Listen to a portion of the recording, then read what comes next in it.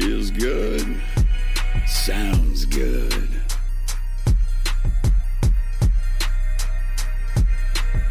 You might not hear it, but right now it's loud and clear. And it's telling me you're on the wrong side. Hey everybody, we're late by a day, but you know what? There's a reason.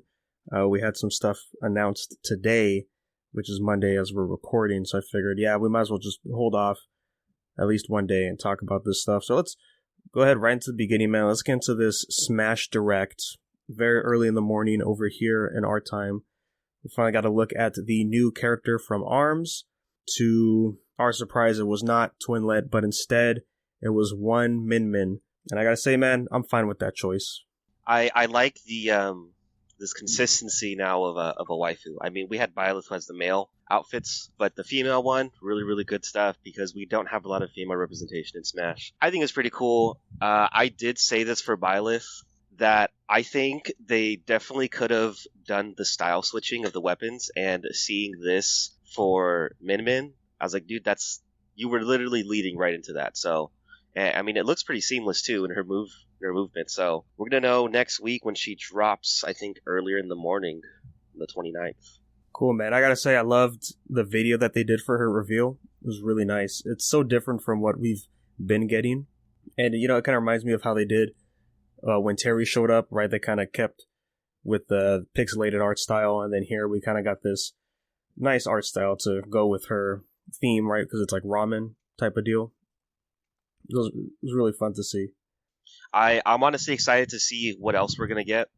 I know that Sakurai said there's going to be no news for a little while as far as for the next DLC character, but he did say that they're actively working on him. I wonder who it's going to be. I mean, Min Min I think was a really good choice. I really am happy to see the ARMS representation. I think a lot of people are going to like her. I think she's going to be a lot of fun. We'll find out next week.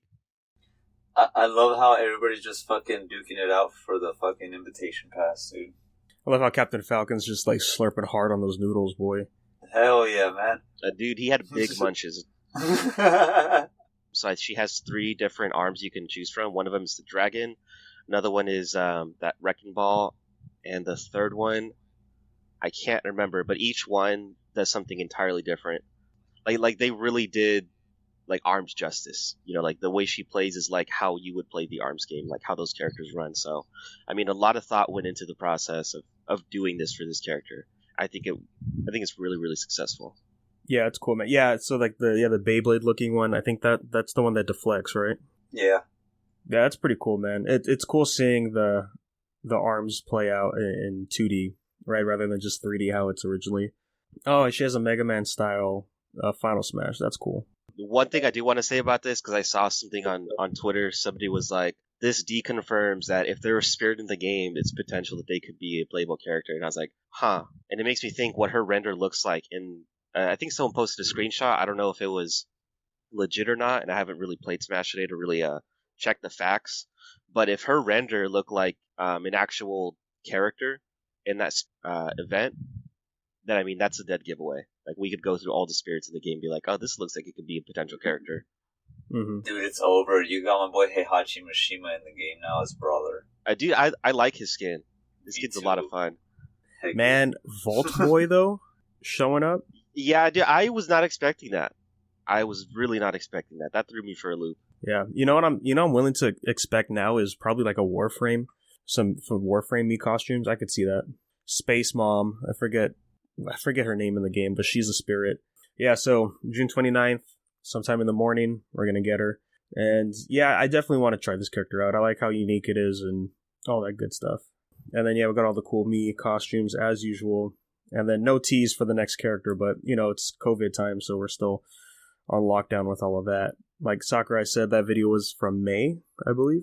I mean, I'm thinking I'll be fine with not getting news for another character just because Min Min's so diverse. While we're on Nintendo, you started getting into some of it, right, Adam? The new DLC for Pokemon Sword and Shield came out. Dude, it's so much fun, man. So after that Pokemon, and I guess we could just like talk about it right now. That Pokemon Direct was pretty cool. There's supposed to be another one this week. I think it's going to be on Wednesday with some more news. I think there's going to be some more DLC stuff. Hopefully some more stuff for Pokemon Snap. But the DLC is a lot of fun, so you do have to complete the base game in order to start it, which I thought was pretty interesting. But it does make a lot of sense. And then once you have the DLC, you have to go back to your hometown, and then you go onto the train from there. It'll take you over to the Isle of Armor. There's a lot of Kanto Pokemon in here. I think they added maybe like 150, give or take, Pokemon. A lot of them for Kanto, and then the rest of them are spread out through all the other different regions. One thing I do like is you can find trainers just all around the area, and you can actually trade Pokemon with them, and they'll give you a specific region type of that same Pokemon. So there's a girl who's like, oh, if you have just a regular Marowak, I can give you a Galarian. Not a Galarian, a Alolan Marowak. The area is really nice. I literally just rode the bike around it for the first couple hours that I was playing it. It's a lot of fun. I can see some differences in the animation, which is pretty cool. All the Pokemon they brought back have been really, really fun to see again. But I'm just really going through and trying to complete the decks before I even start the actual storyline in it. And that has to do with that new legendary, right? The fighting type one? Yep. Yeah. And then you also get they didn't even like launch everything for that DLC yet. Like, because we're supposed to get Venusaur, Blastoise, and Charizard Gigantamax forms, as well as the starters of the Galarian region. So, like Scorbunny, Grookey, and Sobble. So that's still to come, along with, Moltres, Articuno, Zapdos, those forms, and then the other mythical creatures. So there's a lot coming out, and we're really just scratching the surface. And I think it's only been a couple days. There is an event right now, though, where you get to fight a mythical creature. You can't capture him, but if he is defeated 1 million times, then they're going to give out a shiny version of him to everybody. I think we've got like 3 weeks for that event. So Cerebi.net, this Pokemon Twitter page that I follow, they did, I think they did or it was Pokemon that did an announcement, I think like 2 or 3 days ago. It's like, hey, we've hit like 300,000 now of defeating this mythical creature. Keep it up, guys. So it's like, we'll probably get there. Really, they're just fast. Like giving you updates? That's cool. Yeah. That's really good. So I mean, as long as you can log in and like get into a raid battle, then you'll be able to get it. Yeah, as far as the actual storyline goes for it, I don't have too much input on it because I just haven't tried it out yet. I've just been running around.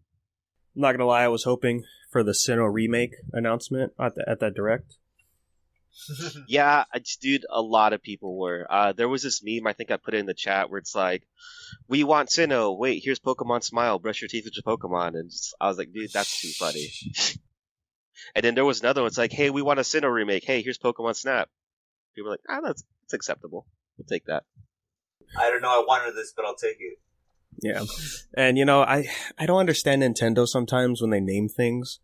Like, I know Pat at Super Beast, he complained, he's like, why are you going to call the next model for the 3DS the new 3DS, right? It's a very confusing title. And then here we are with Pokemon Snap, but it's actually called New Pokemon Snap. Big hype, man. How are you Honestly, not? yeah, I'm watching the trailer right now, and I was like, man, you know me, I love photo mode in my games, and this is photo mode the game, so... Hell yeah. Dude, and it looks really clean, like, compared to, like, Pokemon Sword and Shield. Like, there's a huge difference in the scaling for that. Yeah, I'm sure it's like a different team working on this.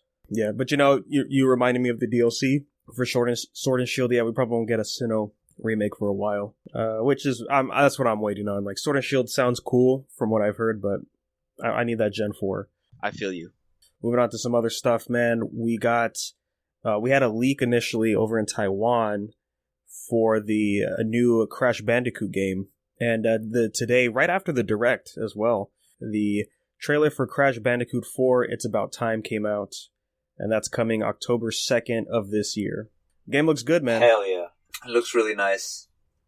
Dude, what a glow up, man. To go from how he looked like back then to how he looks like now, like, I'm with it. He does look a little bit different, too, from the remake trilogy that just came out. I forget the developer's name, but this is probably, like, more of their take on it. And, yeah, it's a lot of fresh, cool stuff that's, is traditional to the Crash Insane trilogy. Got a bunch of new villains here, and actual other playable characters for the game, which is cool. I saw you could play as, I forget the villain's name in here, but Cortex. I'm assuming, yeah, Cortex, yeah. I'm assuming that's like probably post-game stuff, I would imagine. This reminds me of the Ratchet and Clank one. Totally tubular skins. Oh, how can you? So I was thinking, like, when I saw the leak at first, it said Crash 4, and it's like a new game. And I was thinking, like, wait a minute, like, Crash 4, so is it going to be another remake? Turns out it's not, right? It's its own new game. The trailer itself throws shades at all the other games for Crash that nobody really likes. How many times did you defeat Neo Cortex? And they said 3 times, and one of these new masks say, like, oh, I thought you guys did a lot more than that. It's like, yeah, those don't exist in our world. I thought that was funny. And yeah, like you said, Jerry, the totally tubular skins for the digital pre-order look pretty cool. And yes, Toys for Bob. Yeah, those are the guys that did the Spyro remake trilogy. I don't think those are the guys that did the Crash trilogy, though, so that's probably why we have the different subtle art style for Crash and his sister here. And, I was thinking, like, oh, this will be a cool game, but then I saw the price. This is a $60 game. I mean, sure, it's a new game. It's from Activision, but I just don't see it being worth $60. I was thinking $40.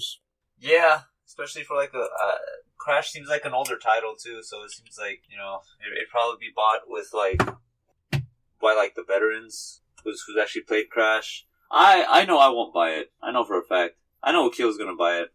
But yeah. I myself, I'm not gonna get it. This is one of those games that I'll buy when it comes out on sale. Yeah, I was never a big Crash guy back in the day. I was Team Spyro, I mean, I have one Crash game on the Game Boy Advance, but that was really all I played.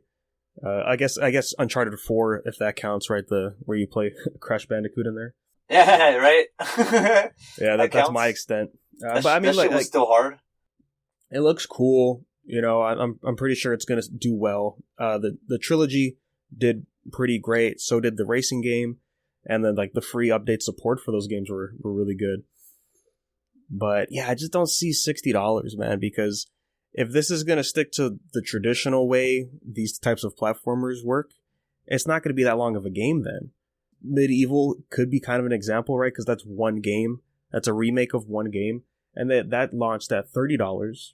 And that's a pretty good price for that. So, I don't know. I was really hoping for $40, but...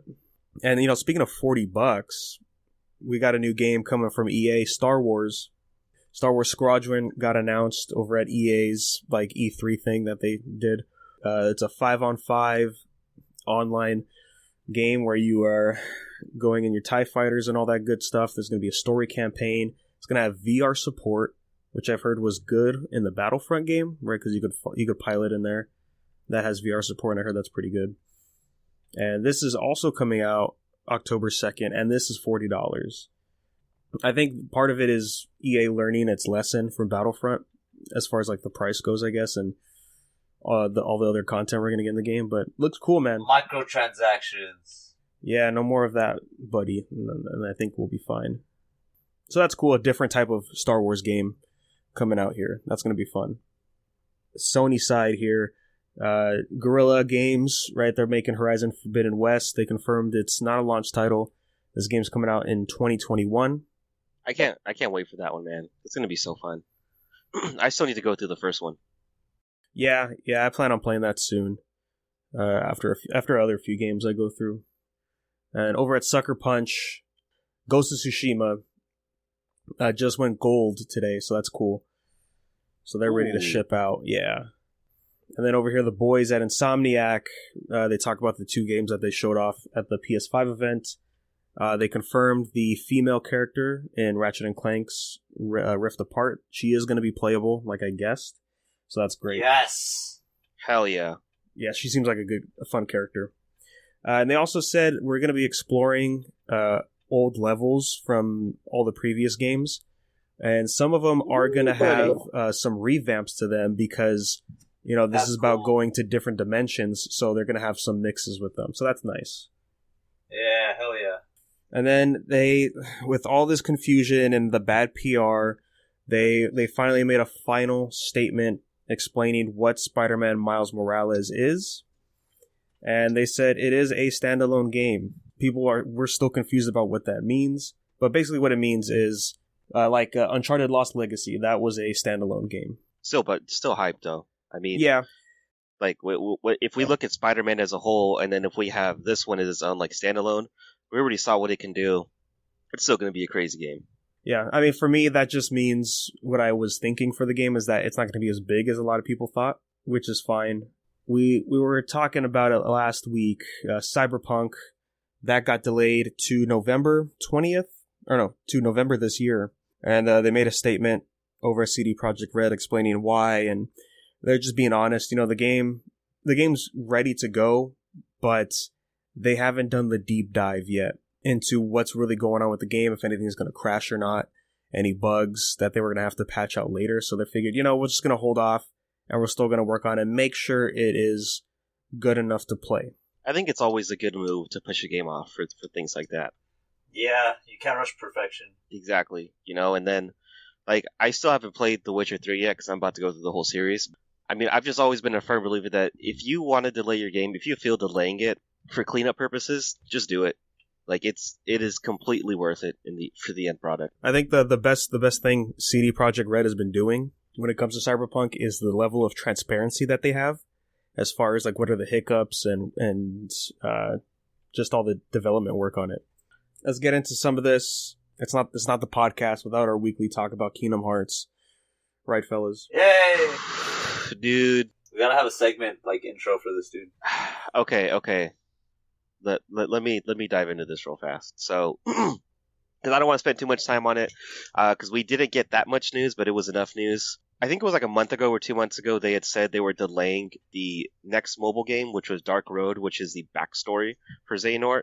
I just started it because it just came out today. Yeah, dude, I need to like break down this game because I put it in the chat earlier. They made it so Xehanort, his home world is Destiny Islands, where Sora and Riku are from, and where Kairi ends up there. So I already know this is going to be a wild game. It is card mechanics, very similar to Chain of Memories, so I'm having fun with it. The next thing they announced was the Melody of Memory, which I think is going to be a lot of fun. It's essentially just a rhythm action game for Kingdom Hearts. There's going to be over 140 tracks, which to me that blows my mind. I hope we get some of the orchestral versions of these songs, because some of them are fuego. But the crazy thing is at the end of this whole thing, and I think this came out like last week, was they had this little teaser of what happens after Kingdom Hearts 3 and after the Remind DLC that came out a few months back. So we get some Kairi action. We get to see Riku also in the same spot where the worlds essentially end. Now, the one thing, I said this right before we started recording, the one thing that gets me is that this game, Melody of Memory, is going to be on all platforms. But, it's the classic Nomura move to, oh, hey, here's a trailer of something, and then, oh, actually, here's some more story content, which is probably only going to be like maybe an hour of actual content, which is then going to lead into the next installment. The other important thing about this was in the beginning of the video, it says Kingdom Hearts Phase 2, and then there were 3 more titles in here. We've got a lot. We've got a lot more. No, I do not want Star Wars in here, man. It's gonna happen, bro. I just hope Disney doesn't do Disney things. That's all I'm going to say about it. But yeah, so there's a whole phase 2 for Kingdom Hearts. Kingdom Hearts is Disney, dude. No, I don't need any more of like the bad Disney moves. Disney can make some good moves every now and then. I don't need the bad ones to infect my favorite franchise. Go Hyuk. The other thing too, we're getting the whole soundtrack of Kingdom Hearts 3 finally. It's going to be coming in the fall. I'm also really excited for that because there's some of those tracks in that game that are so fucking good. I mean, I could do without the Frozen one. That's fine. I don't need that one. I don't need that one when it's not Christmas time. Yeah, really good stuff. Super hyped for it. This is coming out this year. There was no actual date, just the window. So I think we might see it in the fall along with the soundtrack dropping at the same time. Yeah, I would bet late October, November time. Yeah, man. As I start playing this Dark Road game, trust me, this whiteboard is going to be filled with stuff because there's already so much going on. I think Nomura is trying to make like some type of Norse mythology references because there's this new professor and his name is Master Odin. I'm like, dude, stay tuned for those theories, man. I'm gonna be tinfoil hat over here. Yeah, just let me know when you're ready, man. We'll go into that episode. Definitely.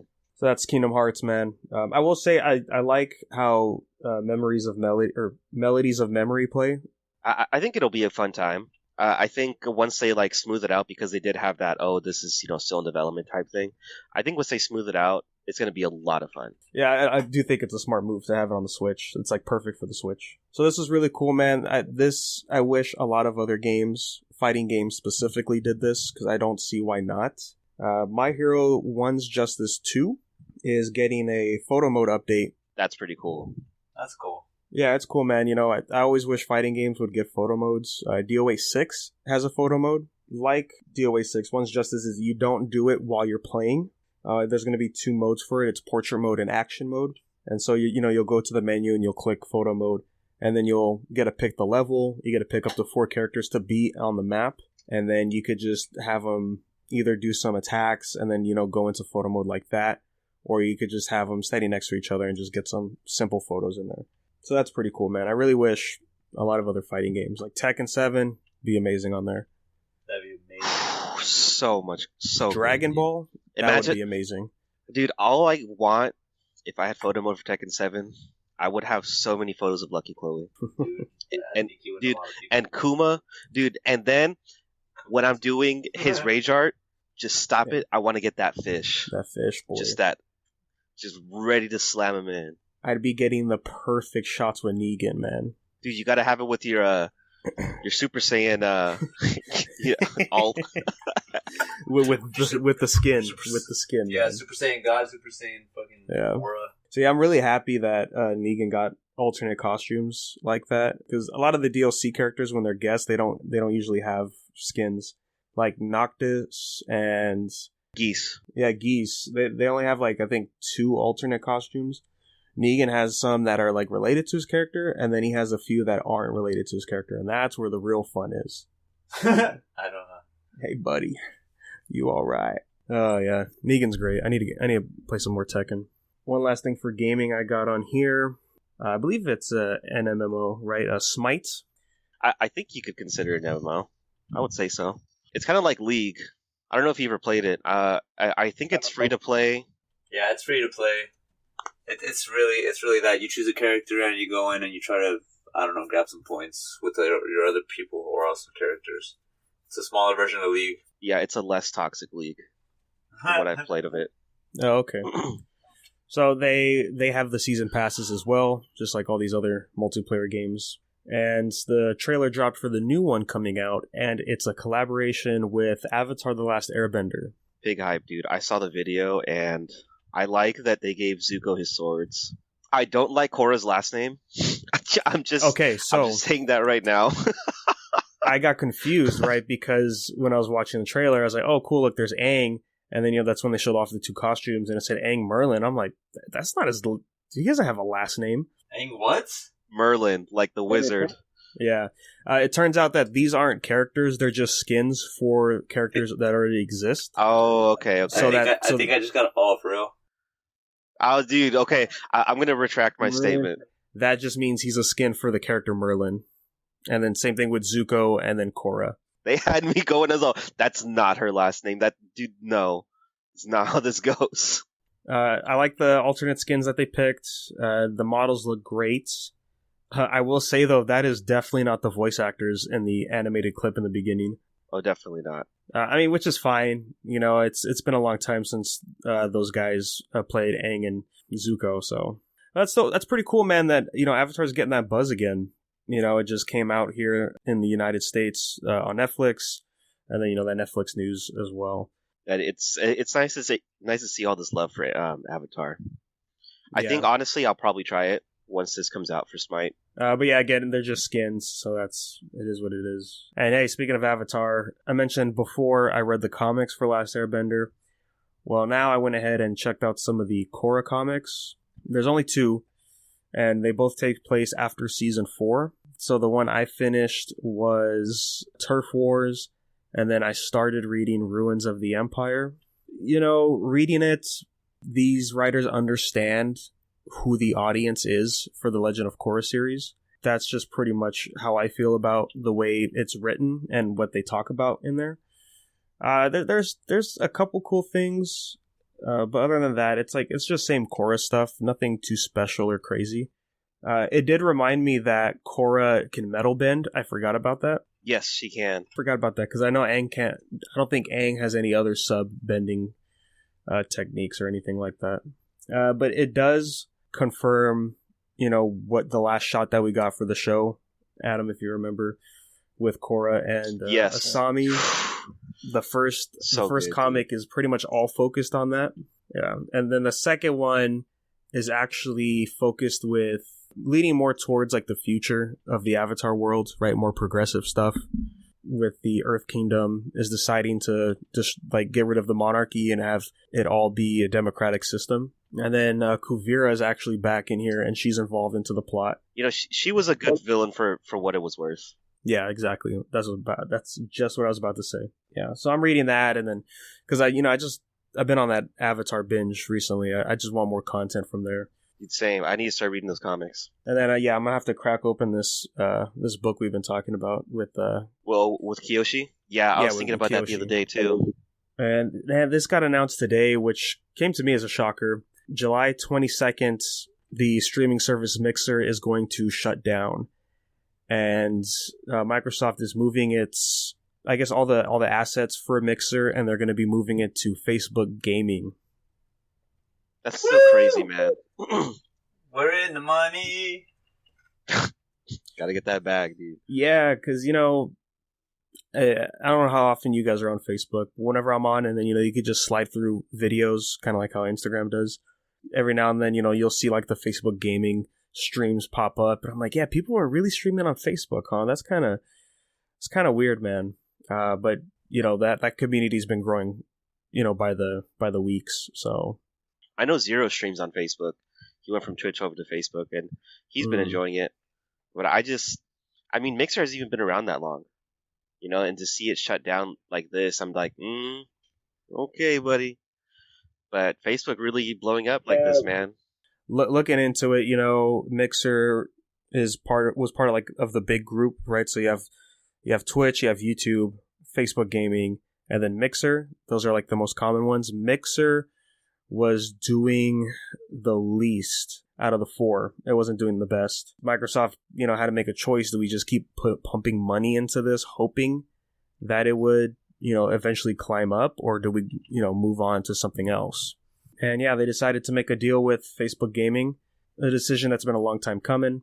And yeah, it's just crazy to see, man, because Mixer's, that's Microsoft's thing, and just to see it go away like this. We got some news for the new Studio Ghibli movie. Aya and the Witch.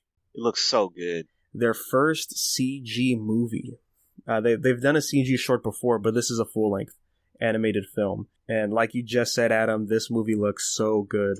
Like I'm always hyped for Ghibli, but this one I like, for lack of better terminology, it made my pee-pee hard.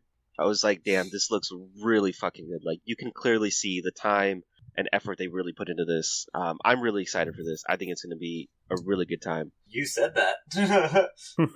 Yeah, and just the way that they were able to adapt their art style into 3D, it's perfect. It totally feels like a Ghibli movie, mainly with the adult designs. And then there was that poster that they kind of teased with the main character, this little girl, rocking out with the three adult main characters. Miyazaki is overlooking it. He's not really directing it anyway. I think his son. Oh yeah, his son is going to be producing it. Ooh. We didn't get any other news, but cannot wait for the trailer. This is going to be great. And as far as the story goes, it's being adapted from a novel written by Diana Wynne Jones. The novel is called Earwig and the Witch. This author also wrote Howl's Moving Castle. It's going to be a really spicy one. Yeah, I'm really looking forward to the trailer, man. I want to see how it is, because the last CG anime movie that I still need to watch that got me super hyped was the Lupin the Third. Yeah, those we things need to are watch phenomenal. that. I see some clips sometimes, and I'm like, that's just so good. Like, it's just so much appreciation for the work that they did and to do such a phenomenal job. Yeah, and other than that, man, like all the new stuff that's pretty much it until this last piece. You guys haven't really looked into any of this. I have. Last of Us Part 2 is out. They're saying that this is the fastest selling PS4 game ever. I don't know how I feel. I don't like that title at all. That's wild. Like, out of everything that's come out in its history, like The Last of Us 2. I mean, and just from the stuff that you've been telling us in the chat, Danny, I'm so reluctant. Like, I know I'll get to it eventually, but I'm just so reluctant to dive into it. Don't do it, bro. It is the Go ahead. fastest selling PS4 exclusive, and it took over the previous number one spot, which was Uncharted 4 when that came out. That was the number one fastest selling at the time. And it says approximately 1% higher than Uncharted 4. Oh, and they say digital sales are not factored into this. Oh, so that's meaning this is mainly just physical copies. That's still pretty impressive, but I would have thought maybe a different game could have taken that role. I mean, like you said, Uncharted 4 had that place marker, you know. Well, I'm surprised it wasn't God of War 4 that beat Uncharted 4. I'm never touching this game. I'm never buying this game. It's never going in my PS4. You're going to have to force it into my PS4 if that's going in there. It's the only way. And I've seen the leaks, and I've been seeing some stuff on Twitter. I saw Pat stream like the first 4 hours of the game, and I was like, you know what? I need context for some of this stuff that I'm seeing, so I'm just watching the HD movie on YouTube type situation, right? I'm almost through it all. I mean, I know how the game ends for the most part, but yeah, I'm just going through it, seeing what's going on with the writing, like what went wrong.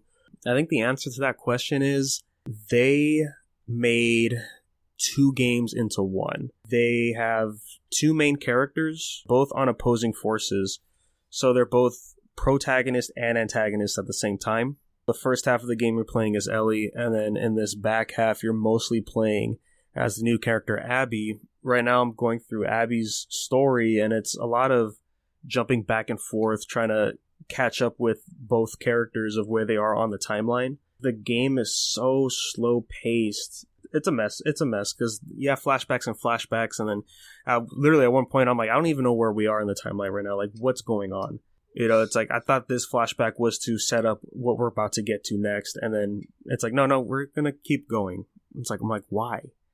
Nobody cares about this new character. I will admit, there is some good stuff in Last of Us Part 2. The environment is amazing, right? They go to Seattle, and just the way Seattle has changed over the 25 years since the outbreak happened.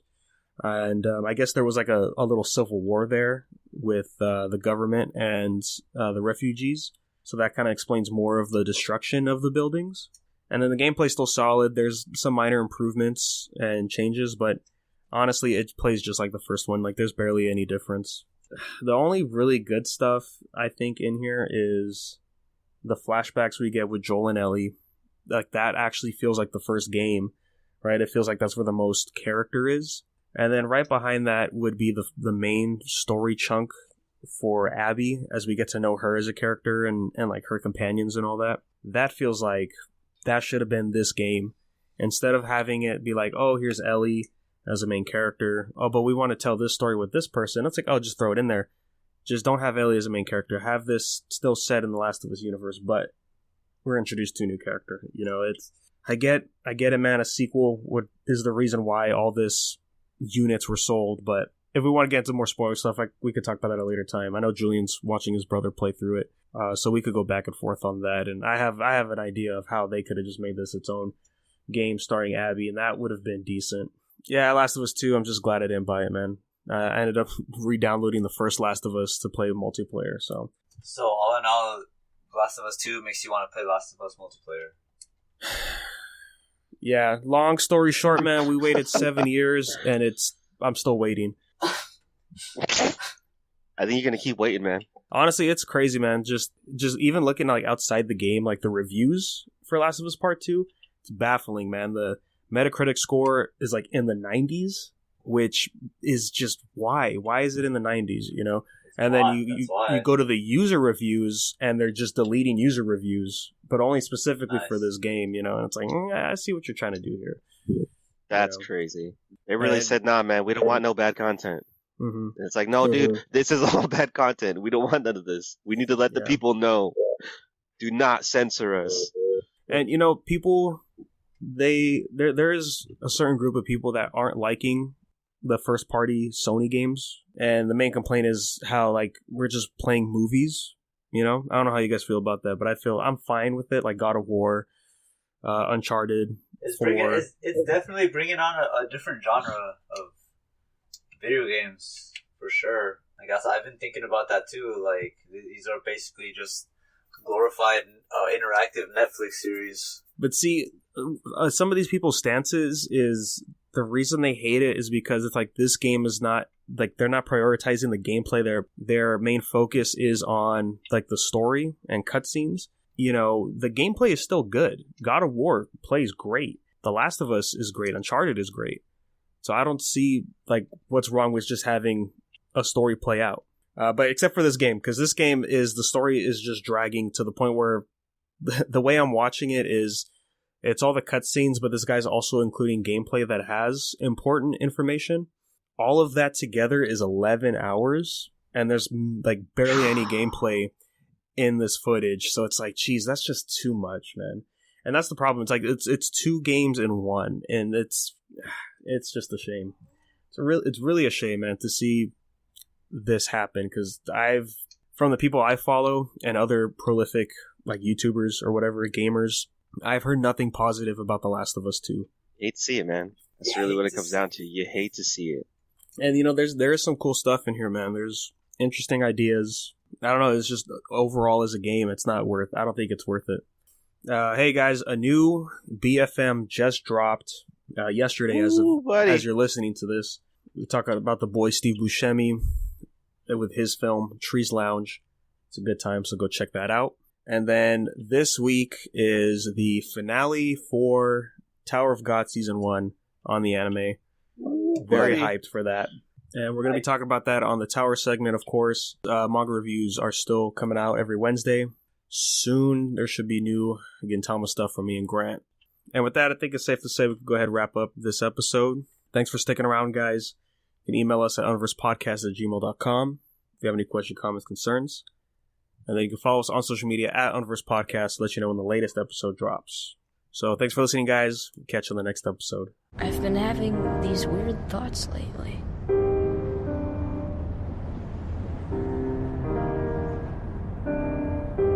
Like, is any of this for real?